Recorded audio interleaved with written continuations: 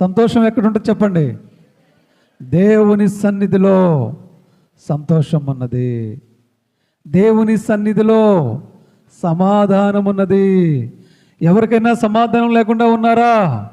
ఒకవేళ మీకు ఎవరికైనా సమాధానం లేకపోతే మీకు ఒక గుడ్ న్యూస్ ఏంటంటే ఈరోజు మీకు సమాధానం లభించబోతా ఉంది. ఎవరైనా నెమ్మది లేకుండా ఉన్నారా? జీవితంలో నెమ్మది లేకుండా ఉన్నారా? దేవుడు ఈరోజు మీకు నెమ్మది కలిగించబోతూ ఉన్నాడు. సంతోషము, సమాధానము, నెమ్మది దేవుడు కలిగించబోతూ ఉన్నాడు. ఈరోజు మీకు చెప్పబోయే అంశం ఏమిటంటే బైబిల్ గ్రంథంలో ఉన్నటువంటి కొంతమంది దంపతుల గురించి నేను ఈరోజు చెప్పాలని ఆశపడుతూ ఉన్నాను. దంపతులు అంటే భార్య భర్తలు. అన్ని విషయాల్లో, ప్రార్థనలోనూ, ప్రేమలోనూ, భక్తిలోనూ, అన్ని విషయాల్లో కూడా వారు మనము ఆదర్శంగా తీసుకునేటువంటి భార్యాభర్తల వాళ్ళు. మనమందరం కూడా వాళ్ళను పోలి నడుచుకోవడానికి కావలసినటువంటి గుణగణాలు ఇమిడి ఉన్న జంటలు వాళ్ళు. అందుకు కాబట్టి వాళ్ళను ఈరోజు మనం జ్ఞాపకం చేసుకుందాం. మొట్టమొదటిగా ఆది దంపతులు ఎవరండి? ఆది దంపతుల దగ్గర నుంచి మొదలు పెడదాం. ఒక 7 జంటల గురించి నేను ఈరోజు చెప్పాలని ఆశపడుతూ ఉన్నా. మొట్టమొదటి జంట ఆదాము అవ్వ. ఆదాము అవ్వ దగ్గర నుంచి మొదలుపెట్టి కిందకు వద్దాం. ఆదికాండము 3:20. ఆదికాండము 3:20. ఆదాము తన భార్యకు అవ్వ అని పేరు పెట్టెను. ఎలయనగా ఈ అవ్వకు ఎవరు పేరు పెట్టారటండి? తన భర్త అయిన ఆదాము పేరు పెట్టాడు.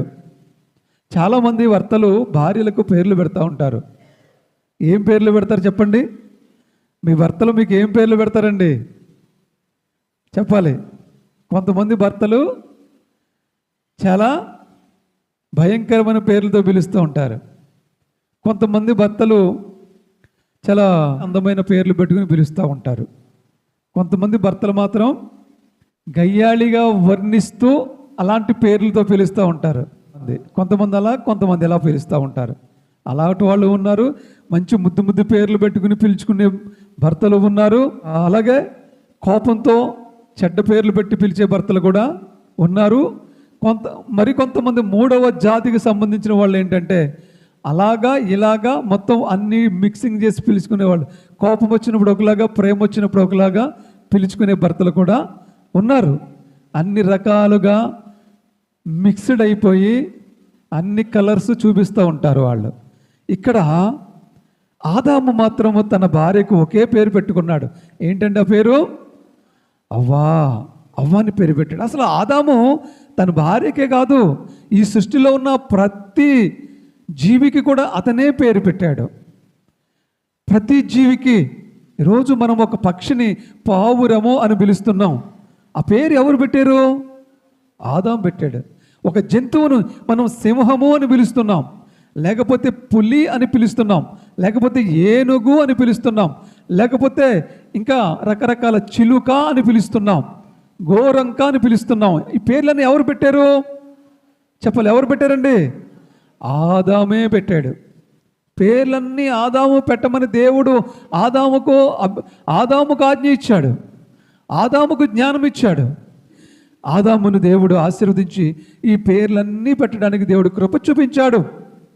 అలాగే ఆదాము తన భార్యకు కూడా హవ్వ అని పేరు పెట్టుకున్నాడు. తన నచ్చిన పేర్లు అన్నమాట. నవ్వి కూడా తనకు అదే నచ్చిన పేరు. ఆదాము దగ్గరికి హవ్వ రాగానే మంచి పొయిట్రీ కూడా పాడతాడు అతను. మంచి అందమైనటువంటి ఒక పద్యాన్ని, ఒక కవితను కూడా చెప్తాడు అతను. అంత చక్కగా తన భార్యను ప్రేమిస్తాడన్నమాట. తన భార్యను ప్రేమిస్తాడు. అయితే ఈరోజు ఈ ఆది దంపతుల నుండి మనం నేర్చుకోవాల్సిన విషయాలు ఏమన్నా ఉన్నాయంటే ఒకసారి మనం జ్ఞాపకం చేసుకుంటే, దేవుడు వాళ్ళని కృప చూపించాడు. వాళ్ళిద్దరికీ కృప చూపించి వాళ్ళకి ఒక మంచి శ్రేష్టమైన జీవితాన్ని ఇచ్చాడు. ఏ నీతి ఉందని వాళ్ళకి దేవుడు ఆదాము హవ్వకు ఏదైనా తోట ఇచ్చాడు వాళ్ళకి? ఏ నీతిమంతులని చెప్పి ఆదాము హవ్వకు దేవుడు అద్భుతమైనటువంటి ఫలాలను దేవుడిచ్చాడు? ఏ నీతిమంతులని చెప్పి ఆదామును హవ్వను సల్లపూట వేళ ప్రతిరోజు వచ్చి వాళ్ళను కలుసుకుని వాళ్ళతో పాటుగా దేవుడు గడిపేవాడు? వాళ్ళు ఏమి నీతిమంతులని చెప్పి అంత శ్రేష్టమైనటువంటి అంత భూభాగాన్ని దేవుడు వాళ్ళకి ఇచ్చాడు? దేవుడు వాళ్ళు జీవించిన జీవితాన్ని చూసి వాళ్ళకి ఇంత పెద్ద తోట ఇచ్చినట్లుగాను, ఇంత ఫలాలు ఇచ్చినట్లుగాను, ఇంత ఆశీర్వాదాన్ని ఇచ్చినట్లుగాను మనకేమైనా కనపడుతుందా బైబిల్ గ్రంథంలో? లేదు. కేవలము దేవుని యొక్క ఉన్నతమైన కృప చప్పున మాత్రమే ఆదాముకు హవ్వకు దేవుడు అన్ని రకాల మేలును అనుగ్రహించాడు. గట్టిగా చప్పట్లు కొట్టి దేవుని మహిమపడదామండి. హల్లెలూయా. ఈ రోజున మనము కూడా మన నీతి దేవుని దృష్టిలో చాలా మురికి గుడ్డ లాంటిది. మనం ఒకవేళ నీతివంతులమైనప్పటికీ దేవుని దృష్టిలో చాలా పాపులమై ఉన్నాం. ఎందుకంటే రోమా 3:11 రాయబడి ఉంది కదా, నీతిమంతుడు లేడు ఒక్కడను లేడని. కాబట్టి దేవుని దృష్టిలో మనం ఒకవేళ ఈ భూలోకంలో మనం ఎంత మంచి పనులు చేసినా, ఎంత నీతిమంతులుగా కనిపించినా దేవుని దృష్టికి అది సరిపోదు. నిజమే, మన నీతిమంతులుగానే జీవించాలి, నీతిమంతులుగానే బ్రతకాలి, నీతిమంతులుగానే అనేకులకు సహాయపడాలి, నీతిమంతులుగానే సంపాదించాలి, నీతిమంతులుగానే ప్రతి విషయంలో కూడా మనము మెలకువతో మెలగాలి. అంత మాత్రాన ఆ నీతి దేవుని దృష్టికి ఎంత మాత్రం కూడా సరిపోలేదు కాదు. మన నీతి దేవుని దగ్గర సరిపోదు, అది తూకం వేసినప్పుడు అది తేలిపోతుంది. కాబట్టి మనము నీతిమంతులము కాకపోయినప్పటికీ కూడా దేవుని యొక్క మహాకృపను బట్టి దేవుడు మనకి అనేక రకాల ఆశీర్వాదాలను దేవుడు మనకు అనుగ్రహించున్నాడు. దేవునికి మహిమ కలుగునుగాక. మనము పాపులమై ఉన్నప్పటికీ కూడా దేవుడు మనల్ని ప్రేమించి మన మీద కృప చూపించి ఆయన కృప వలన మనకు అనేకమైన ఆశీర్వాదాలు ఇచ్చాడు. నిజంగా మన నీతిమంతులమై ఉండే సంపాదించుకోవాలంటే మనం ఏమాత్రం కూడా పొందుకోలేము.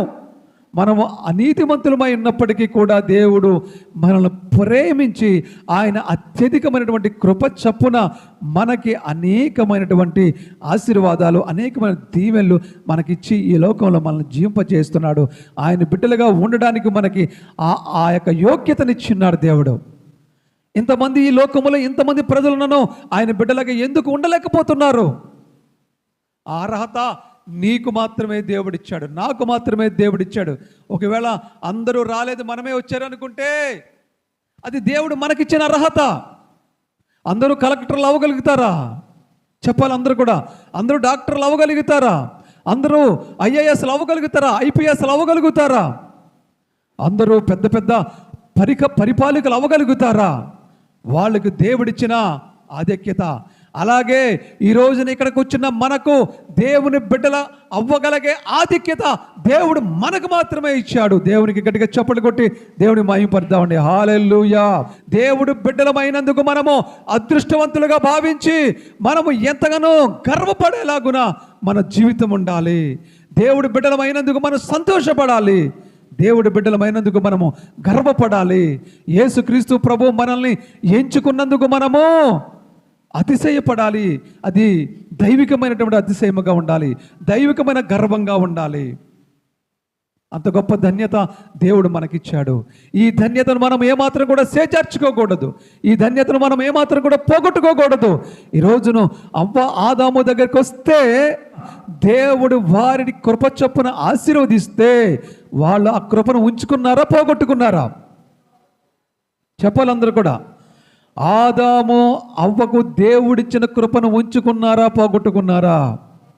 పోగొట్టేసుకున్నారు. వాళ్ళు ఏమాత్రం కూడా ఉంచుకోలేదు, ఏమాత్రం కూడా ఉంచుకోలేదు. కారణం చెప్పాలి. కారణం ఏంటి?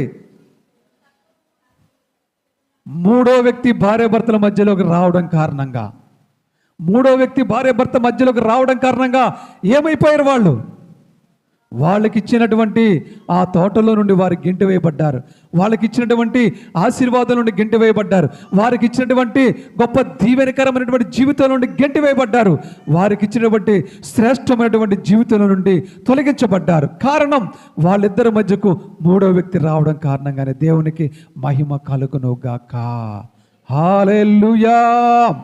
ఈరోజు చాలామంది జీవితాల్లో, భార్యాభర్త ఇద్దరి మధ్య జీవితాల్లో అనవసరంగా మూడో వ్యక్తికి చోటిస్తారు. కొంతమంది జీవితాల్లో వాళ్ళ అత్తగారు జోక్యం చేసుకుంటుంది, కొంతమంది జీవితంలో వీళ్ళ అత్తగారు జోక్యం చేసుకుంటూ ఉంటుంది. కొంతమంది కాపురాలలో ఎవరు డామినేషన్ ఉంటే వాళ్ళు జోక్యం చేసుకుంటారు. కొంతమంది కుటుంబాలలో భర్త తరపు తల్లి జోక్యం చేసుకుంటుంది, మధ్యలోకి వచ్చేస్తుంది. కొంతమంది కుటుంబాల్లో భార్య తరపు తల్లి జోక్యం చేసుకుని మధ్యలోకి వచ్చేస్తుంది. వచ్చేయడం కారణంగా వీళ్ళిద్దరి మధ్య ఉన్న సమస్యలు కాస్త వీళ్ళిద్దరి మధ్య ఇద్దరు కూర్చుని సాల్వ్ చేసుకుంటే సరిపోద్ది. అమ్మా, కలిసి వాదించుకుంటే ఇద్దరి మధ్య దూరం పెరిగిద్ది. కలిసి కూర్చుని చర్చించుకుంటే ఇద్దరి మధ్య దగ్గర బంధము పెరిగిద్ది. ఒకటే మాట, ఏమీ లేదు, చిన్న లాజిక్ అంతే. ఇద్దరు వాదించుకుంటే ఏమైపోతారండి? ఏమైపోతారు చెప్పాలి? విడిపోతారు, దూరం అయిపోతారు. ఇద్దరు కలిసి కూర్చుని చర్చించుకుంటే ఏమైపోతారు? దగ్గర అయిపోతారు. ఇదే లాజిక్, మిస్ అవ్వద్దు ఎవరు కూడా. అది భార్య భర్తలు అవ్వచ్చు, అన్నదమ్ములు అవ్వచ్చు, అక్క చెల్లెలు అవ్వచ్చు, ఇంకా వాట్ ఎవర్ మేబీ కావచ్చు, ఎవరైనా కావచ్చు. కలిసి కూర్చుంటే, కలిసి ఉంటే కలదు సుఖము. అవునా? అంతే. దేవునికి మహిమ కలుగును గాక. కలిసి కూర్చుంటే అది సార్ట్అవుట్ అయిపోద్ది. ఎంత పెద్ద విషయమైనా సరే చిన్నది అయిపోద్ది. నీవు కలవనంతసేపు అది ఇంకా పెద్దది అవుతూనే ఉంటుంది, అది పెద్దదవుతూనే ఉంటుంది. కాబట్టి మనకి ఏదైనా సమస్య వచ్చినప్పుడు, ఏదైనా సందర్భము ఇబ్బందికరమైన వచ్చినప్పుడు సాధ్యమైనంత వరకు భార్య భర్త ఇద్దరు కలిసి కూర్చుని సెటిల్ చేసుకుంటా చూసుకోవాలి. కలిసి కూర్చుని మూడవ వ్యక్తిగా ఎవరిని తీసుకురావాలంటే యేసుక్రీస్తు ప్రభువుని తీసుకురావాలి అక్కడికి. మూడవ వ్యక్తిగా నీ తల్లినో, మూడవ వ్యక్తిగా నీ తల్లినో తీసుకొచ్చి మధ్యలో పెడితే వీళ్ళు వాళ్ళు కలిసి దెబ్బలాడుకుని మిమ్మల్ని ఇద్దరిని ఇంకా దూరం చేసేస్తారు. అవునా? వాళ్ళకి సమయం, వారికి అవకాశం ఇవ్వకూడదు. మీరిద్దరూ ఒకవేళ దెబ్బలాడుకున్నారు, మీరిద్దరు కోపపడ్డారు, మీరిద్దరూ ఇద్దరు కలిసి చాలా గట్టిగా ఫైట్ చేసుకున్నారు, ఒకవేళ చెరుకు రూమ్లోకి వెళ్ళిపోయారు, ఇద్దరికి కోపం పెరిగిపోయింది. ఆ రూమ్లోకి నువ్వు వెళ్ళిపోయావు, ఈ రూమ్లో నీ భార్య వెళ్ళిపోయింది. ఇద్దరికి కోపం వచ్చేసింది. మాట్లాడాలంటే ఇద్దరికి ఈగో అడ్డు వస్తుంది, ఇద్దరికి ఈగో అడ్డు వస్తుంది. అప్పుడు నువ్వేం చేయాలంటే మోకరించి ప్రార్థన చేయి. నువ్వు కూడా మోకరించి ప్రార్థన చేయి. తలుపులు వేసేసుకో. ఒకవేళ నీ భార్య చూస్తుంది, నువ్వు మోకరించి ప్రార్థన చేస్తున్నావు అనుకుంటే నువ్వు తలుపేసేసుకో. ఒకవేళ నీ భర్త చూస్తున్నాడు, మోకరించి ప్రార్థన చేస్తున్నావు అనుకుంటే తలుపేసేసుకో. లోపల ప్రార్థన చేయి. లోపల ప్రార్థన చేసినప్పుడు దేవుడు కొంతసేపటికి ఏం చేస్తాడు తెలుసా? ఇద్దరిలో ఉన్న ఈగోని దేవుడు ఏం చేస్తాడండి? అణిచేస్తాడు. ఆ ఈగో అలా పైకి పొర్లుతున్నంతసేపు ఎంత మాత్రం మన మాట వినం. ఎప్పుడైతే దాన్ని దేవుడు అణిచేశాడో మనలోంచి జీవజల నదులు ఏం చేస్తాయండి? ప్రవహింపజేస్తాయి. మనలోంచి జీవజల నదులు ఎప్పుడైతే ప్రవహింపజేసినాయో మనలో ఒక పదార్థం పుడుతుంది, అది ప్రేమ అనే పదార్థం పుడుతుంది. అప్పుడు వెంటనే లేదు నేను చేసిందే తప్పు అనే ఒక పశ్చాత్తాపంతో కూడినటువంటి హృదయం నీకు కలుగుతుంది, ఇద్దరికి కలుగుతుంది. అప్పుడు ఇద్దరు కలిసి ఒక చోట కూర్చుని చర్చించుకున్నప్పుడు ఎవరిది తప్పు ఎవరిది రైట్ అని చర్చించుకున్నప్పుడు ఆ సమస్య అక్కడతో చాలా వరకు క్లియర్ అయిపోద్ది. దేవునికి మహిమ కలుగును గాక. చాలామంది చేసే తప్పు ఏంటంటే కలిసి కూర్చుని చర్చించుకోకపోవడం వలనే సమస్యలు పెద్దవి అయిపోతాయి. ఎంతసేపు వాదగిస్తారో అంతసేపు సమస్య పెరుగుతూనే ఉంటుంది. ఎప్పుడైతే కూర్చుని దాని గురించి చర్చించుకుంటారో ఆ సమస్య చిన్నదిగా మారిపోతుంది, ఆ సమస్య తీరిపోతుంది. ఇక్కడ ఆదాము అవ్వ ఇద్దరు చర్చించుకోలేదు. మూడవ వ్యక్తిగా అపవాది ప్రవేశించాడు. దేవునికి బదులుగా అపవాదికి చోటిచ్చారు వాళ్ళు, ఆదాము అవ్వ.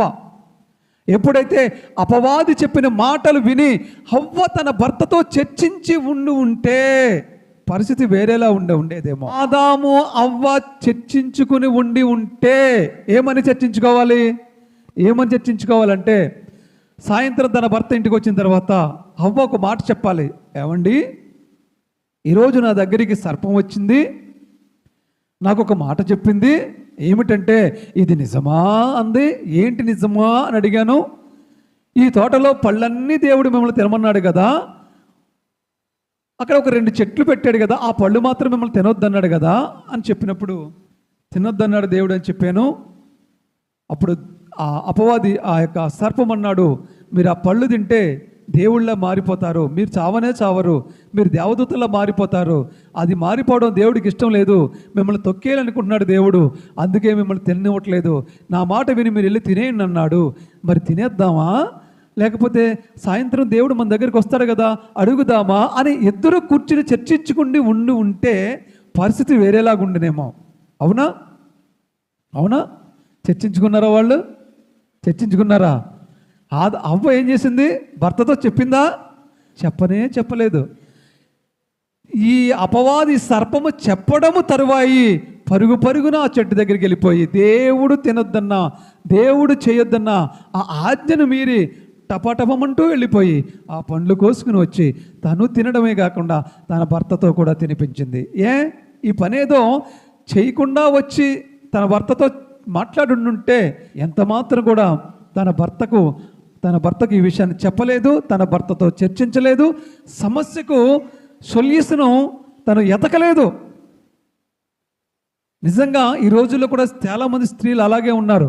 ఏదైనా సమస్య వచ్చినప్పుడు మీ భర్తలతో మీరు చర్చించట్లేదు, మీ భర్తలతో దగ్గర కూర్చుని మంచి సమాచారాన్ని మీరు ఇవ్వట్లేదు, మీ భర్తలు మీరు కలిసి నిర్ణయాలు తీసుకోవట్లేదు.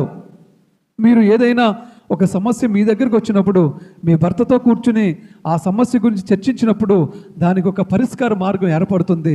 ఆ తర్వాత ఇద్దరు కలిసి, అంటే ప్రసంగి గ్రంథంలో ఒక మాట అంటాడు దేవుడు, ఏమనంటే ఒకరికంటే ఇద్దరుంటే బెటర్ కదా అంటాడు దేవుడు. అంటే ఇప్పుడు తీయించలేండి, ఒకరికంటే ఇద్దరుంటే మంచిది అంటాడు.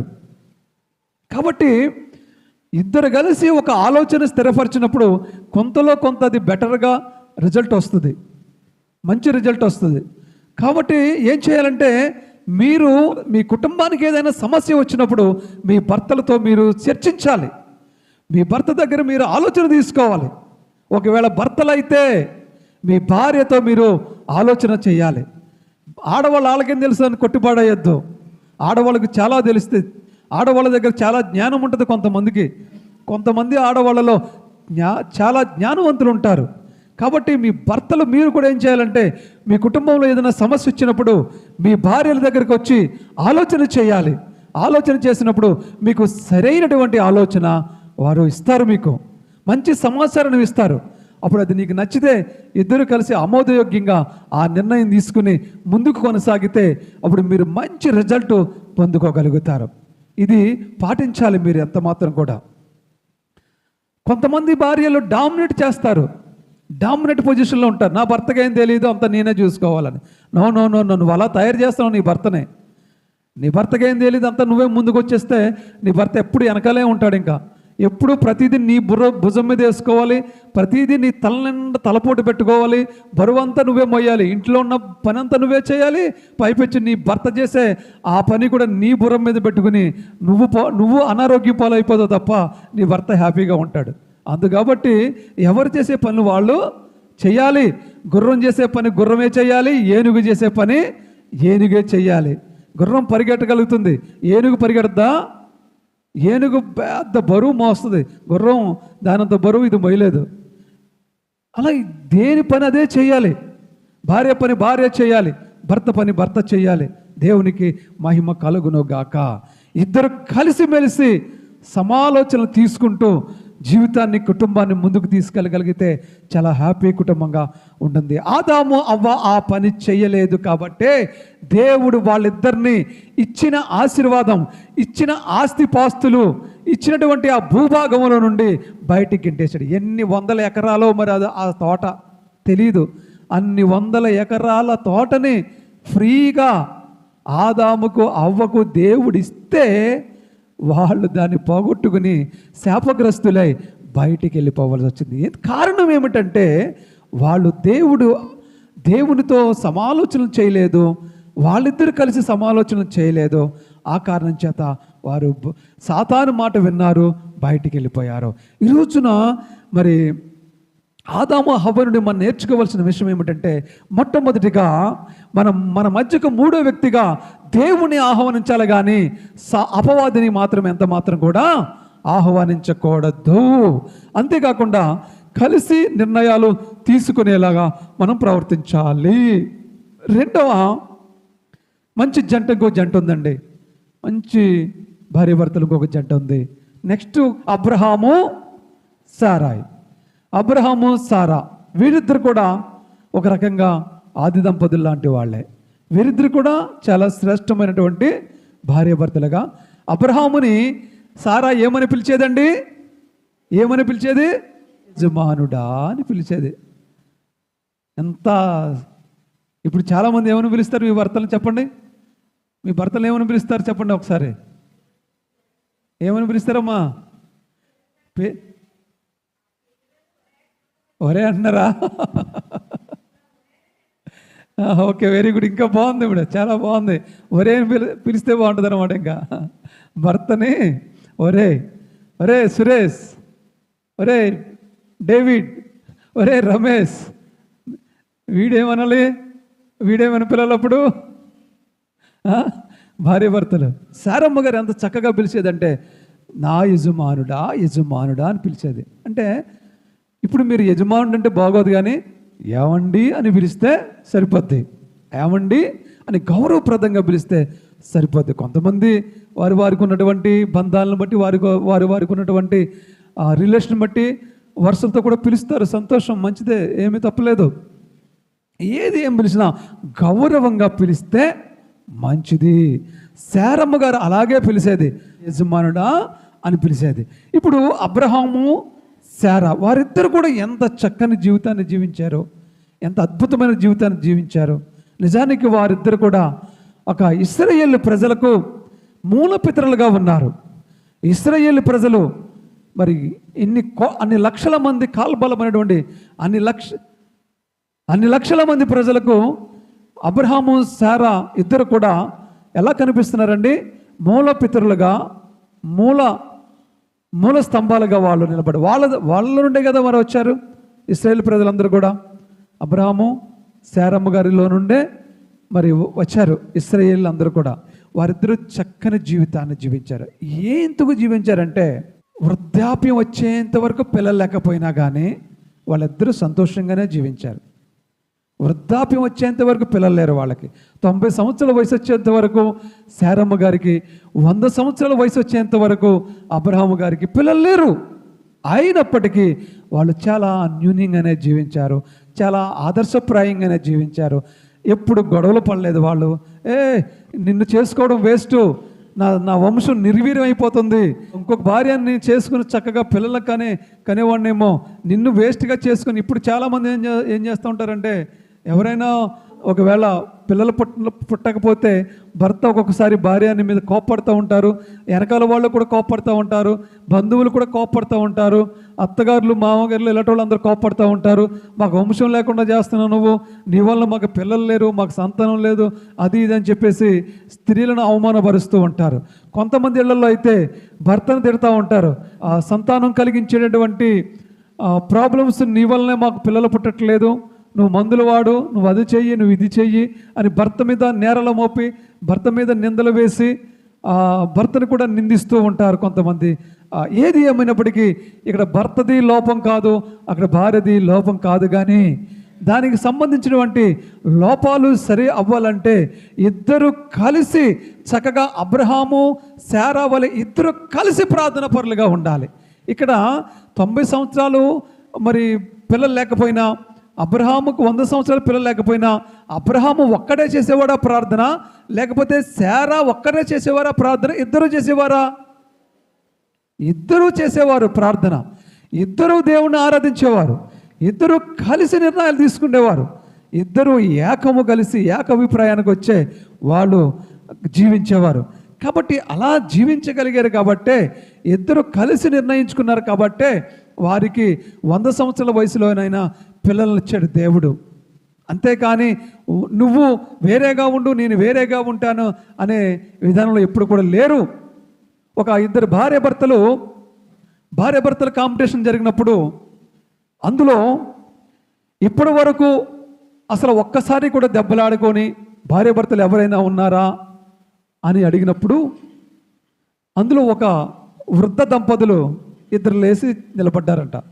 మేమిద్దరం కూడా ఇప్పటి వరకు మా జీవితంలో ఒక్కసారి కూడా మేము దెబ్బలాడుకోలేదు, ఒక్కసారి కూడా మేము పోట్లాడుకోలేదు, ఒక్కసారి కూడా మేము గొడవలు పడలేదు అని చెప్పినప్పుడు అక్కడున్న భార్య భర్తలు అందరూ కూడా లేచి చప్పట్లు కొట్టి వాళ్ళని ఎంతో సన్మానించి వాళ్ళిద్దరిని స్టేజ్ మీదకి పిలిచి అప్పుడు ఎవరైతే ఆ యొక్క మీటింగ్ని ఆర్గనైజింగ్ చేస్తున్నాడో ఆ పెద్ద మనిషి వచ్చి వీళ్ళిద్దరిని మైకులు ఇచ్చి అడిగారట, ఏంటి బాబు మీరు ఇన్ని సంవత్సరాలుగా వృద్ధులైపోయారు కదా, ఇన్ని సంవత్సరాలుగా మీరు ఒక్కసారి కూడా గొడవ పడకుండా ఎలా మీ కాపురాల్ని చేసుకున్నారు, ఆ టెక్నిక్ ఏంటో, ఆ యొక్క ఐడియా ఏంటో, ఆ లాజిక్ ఏంటో, ఆ సూత్రం ఏమిటో, ఆ సీక్రెట్ ఏమిటో మాకు చెప్తే ఇక్కడున్న అనేకమైనటువంటి భార్యాభర్త జంటలని నేర్చుకుని వాళ్ళు కూడా ఎప్పుడు గొడవ పడకుండా ఉంటారు అని చెప్పినప్పుడు అప్పుడు వాళ్ళిద్దరూ చెప్పారండి, ఏమీ లేదండి, నాకు కోపం వస్తే నువ్వు వెళ్ళి హాల్లో పడుకో, నీకు కోపం వస్తే నేను వెళ్ళి హాల్లో పడుకుంటాను. అప్పుడు ఇద్దరికి నువ్వు బెడ్రూమ్లో ఉంటావు, నేను హాల్లో ఉంటాను కాబట్టి గొడవ రాదు అని మేము ఒక నిర్ణయం తీసుకున్నామండి. ఆ నిర్ణయం వల్లే ఇప్పటి వరకు మేము గొడవ లేదు. కాకపోతే ఇందులో ట్విస్ట్ ఏంటంటే మా వృద్ధాప్యం వచ్చేంత వరకు నేను హాల్లోనే పడుకున్నాను, ఆవిడ బెడ్రూమ్లోనే పడుకుంది.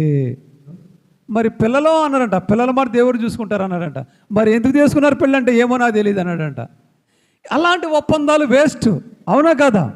అలాంటి ఒప్పందాలు చేసుకోకూడదు. గొడవలు వచ్చిన అలాగుంటారు ఎవరైనా, అది చాలా వేస్ట్. దేవుడు అలా చేయమనలేదు.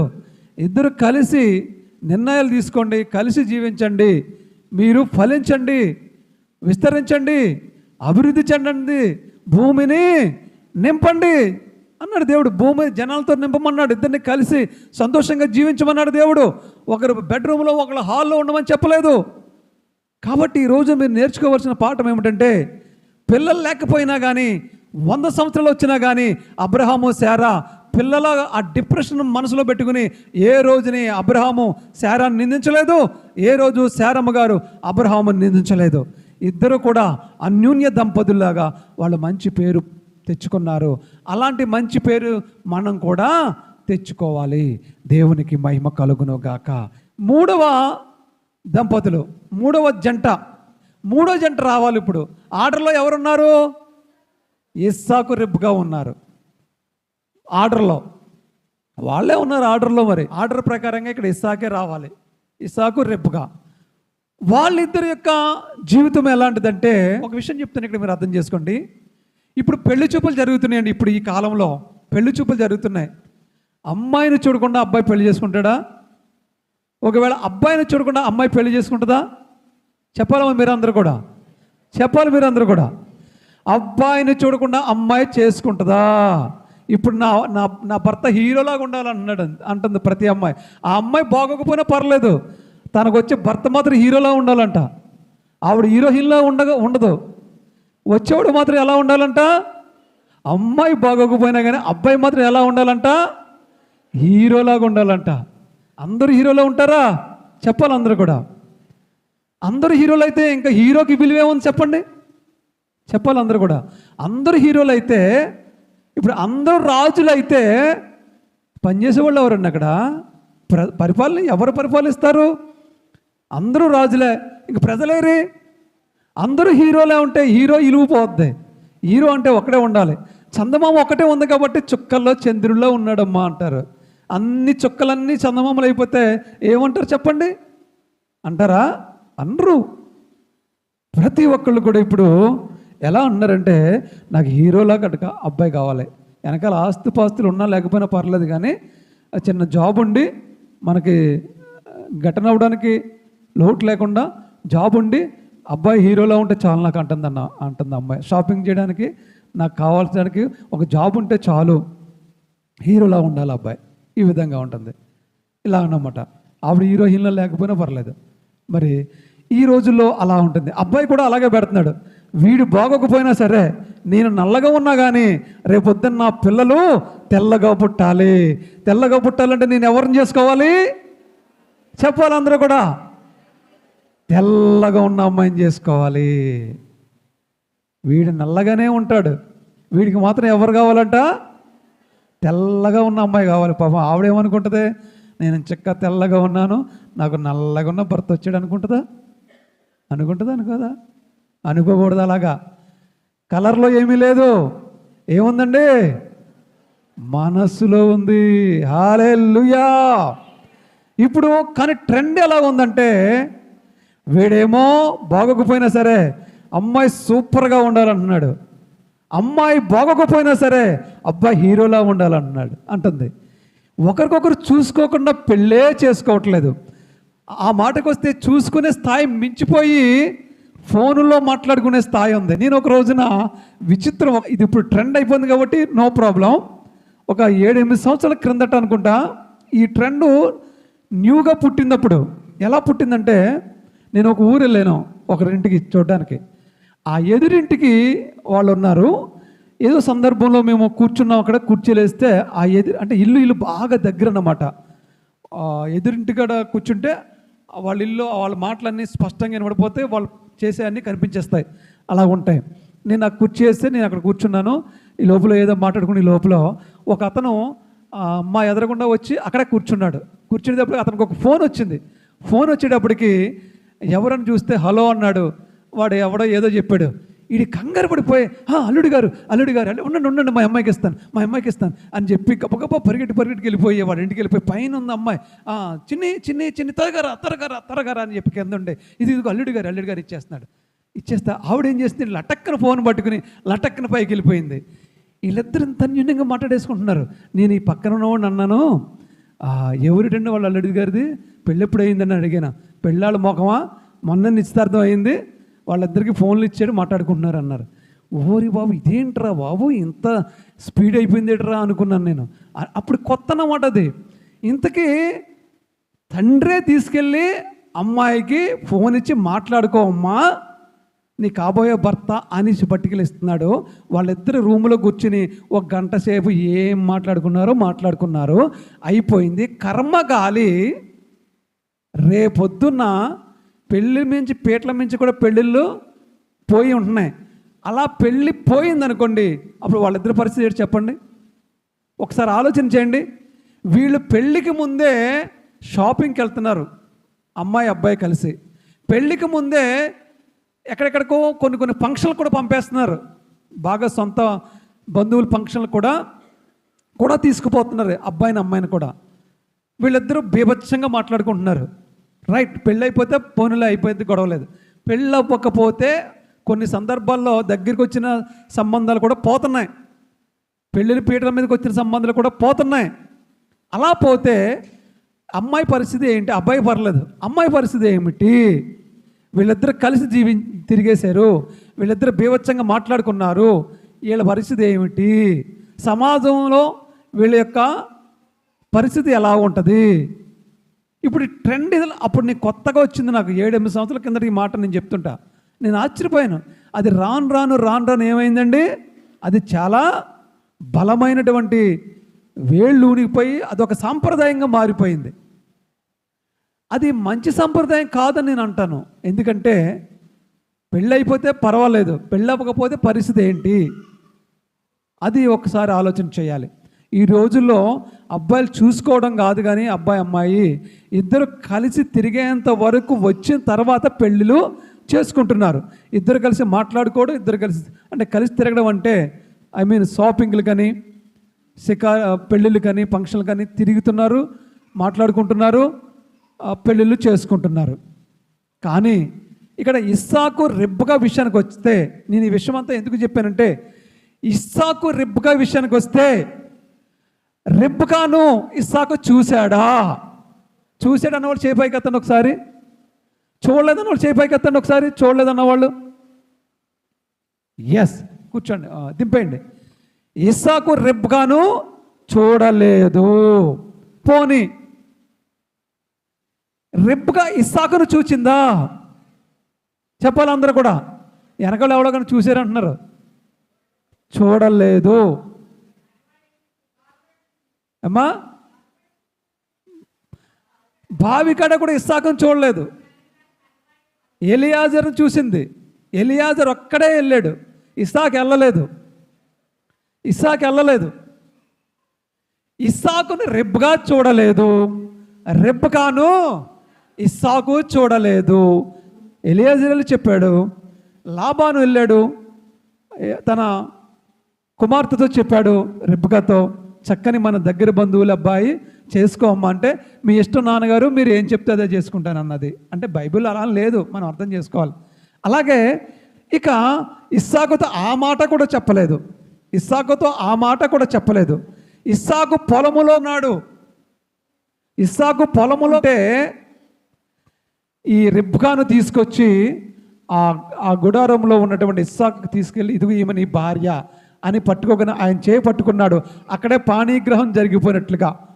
పాణిగ్రహం ఉంటారు కదా ఇప్పుడు మన వాళ్ళు, అది పాణిగ్రహం అని మనం అనకూడదు, కానీ చేయి పట్టుకోగానే ఏమైందండి, నా చేయి పట్టుకున్నవాడు చెంప పగిలిపోతేమనుకుంటున్నాం అంటారు మన వాళ్ళు. కొంతమంది అంటారనరా, పొరపాటున ఏదైనా చేయి జరిగింది అనుకోండి ఎవరికన్నా, అంటే సహజంగా చెప్తున్నాను, అంటుంటారు కదా అప్పుడప్పుడు, ఎక్కడైనా మనం వింటూ ఉంటాం కదా, పొరపాటున ఎవరు చేయనా ఇలా తగిలిందనుకో, ఏ గ్రూపులో, అరే చేయి ముట్టుకున్నవారు చెంప పగిలిపోతేమనుకుంటున్నావా, వెంటనే అక్కడ పెద్ద గొడవ అయిపోద్ది, రచ్చరచ్చ అయిపోద్ది. అక్కడ నలుగురు వచ్చేసి పట్టుకుంటూ వాయించేస్తారని. ఏంట్రా గొడవ అంటే ఎవరికి తెలియదు, ఏమో నాకు తెలియదు, వాళ్ళు వెళ్ళి కొట్టేస్తారు, వీళ్ళు కొట్టేశారు, అంతే అయిపోయింది, ఏమీ లేదు అక్కడ. ఏంట్రా చివరికంటే అమ్మాయి చేయి పట్టుకున్నాడు వచ్చాడు అంటారు, అంతే. అంటే ఏమీ లేదు, పొరపాటున చేయి జరిగితే కొట్టేశారు, అంతే. అంటే చేయి పట్టుకుంటే అంత పవర్ అన్నమాట. అంటే పూర్వ రోజుల్లో చేయి పట్టుకుంటే పెళ్ళి అయిపోయినట్లే, అర్థమవుతుందా మీకు? చేయి పట్టుకుంటే పెళ్ళి అయిపోయినట్లే. ఇప్పుడు అలాగానే ఉందంటే ఎన్ని పెళ్ళిళ్ళు అయిపోతాయో తెలియదు. ఇప్పుడు దేవునికి మహిమ కలుగునుగాక. రెబ్కా ఇస్సాకు ఒకరినొకరు చూసుకోలేదు, అద్భుతంగా పెళ్లి చేసుకున్నారు, అద్భుతంగా జీవించారు, అద్భుతంగా పిల్లల్ని కన్నారు. హల్లెలూయా. ఇంకా మంచి దంపతులు ఉన్నారు, టైం లేదు మనకి. యాకోబు రాహేలు మంచి దంపతులు. యోసేపు, తన భార్య పేరు ఆసేనతు, ఆవిడ పేరు. ఆవిడే చాలా తక్కువ, ఆవిడ ప్రస్తావన చాలా తక్కువ వస్తుంది. ఎందుకు తక్కువ వస్తుంది అంటే, ఆమె ఇశ్రాయేలు ప్రజల్లో మనిషి కాదు, ఆమె ఐగుప్తీరాలు. యోసేపు ఐగుప్తు దేశానికి ప్రధానమంత్రిగా ఉన్న కారణం చేత యోసేపుని అమ్మేశారు కదా, మరి అన్నలు అమ్మేసిన కారణం చేత యోసేపు ఐగుప్తులోనే పెంచబడ్డాడు. కాబట్టి ఐగుప్తులో ఒక అమ్మాయినే పెళ్లి చేసుకున్నాడు. ఆమె పేరు అసేనతు. యోసేపు కూడా మంచి పేరు, మంచి జంటగా ఉన్నారు వాళ్ళు. ఇలా మనం చెప్పుకుంటూ పోతే ఇంకా కిందకు వస్తే మోషే సిప్పోరా ఇలా మనము చక్కని జంటలు ఉన్నారండి, చాలా ఆదర్శప్రాయమైన జంటలు. అలాంటి జంటలు మనం ఆదర్శంగా తీసుకుంటే మన జీవితాలు కూడా వెలుగుమయం అవుతాయి, మన జీవితాలు కూడా ఆనందమయం అవుతాయి, మన జీవితాలు కూడా వెలిగించబడతాయి, సంతోషంగా సమాధానంగా మనం జీవించబడతాం. దేవుడి మాటలను దీవించి ఆశీర్వదించునుగాక. ఆమేన్.